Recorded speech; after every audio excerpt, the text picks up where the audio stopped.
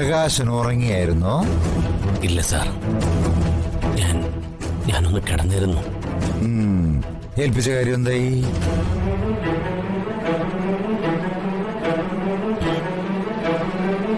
നടപടികളൊക്കെ തുടങ്ങി. ജഗനും വന്ദനയും പരസ്പരം വെറുക്കാനുള്ള വിത്തുകൾ പാകി കഴിഞ്ഞു സാർ.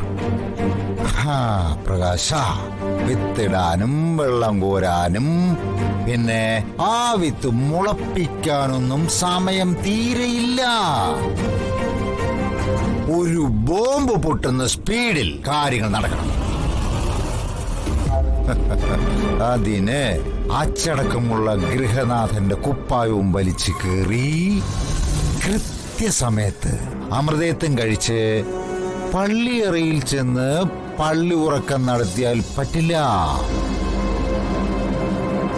രാവിൽ ഉറങ്ങാതിരുന്ന് പദ്ധതി പ്ലാൻ ചെയ്യണം. ഒരു പകലുകൊണ്ട് അത് നടപ്പിലാകണം പ്രകാശ. അറിയാം, എത്രയും പെട്ടെന്ന് ഞാൻ സാറിനെന്ന വാക്ക് പാലിക്കും. മനോജും ഹരിതയും തമ്മിൽ വീണ്ടും പിണക്കങ്ങളൊക്കെ ആരംഭിച്ചു. അതിൽ ഞാൻ പിടിച്ചു കയറും, ഉറപ്പായും സാറേ. കയറണം.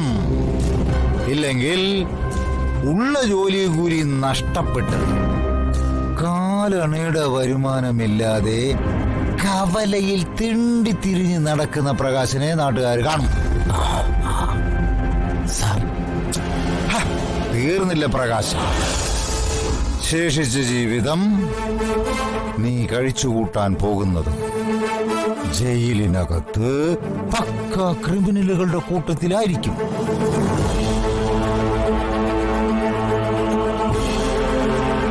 എന്നാ പിന്നെ ഭാവിയെ കുറിച്ചുള്ള സുന്ദരമായ സ്വപ്നങ്ങളൊക്കെ കണ്ട് പ്രകാശൻ ഉറങ്ങിക്കോ സാറേ.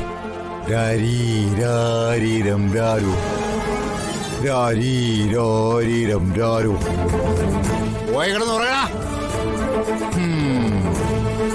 Sir, hello.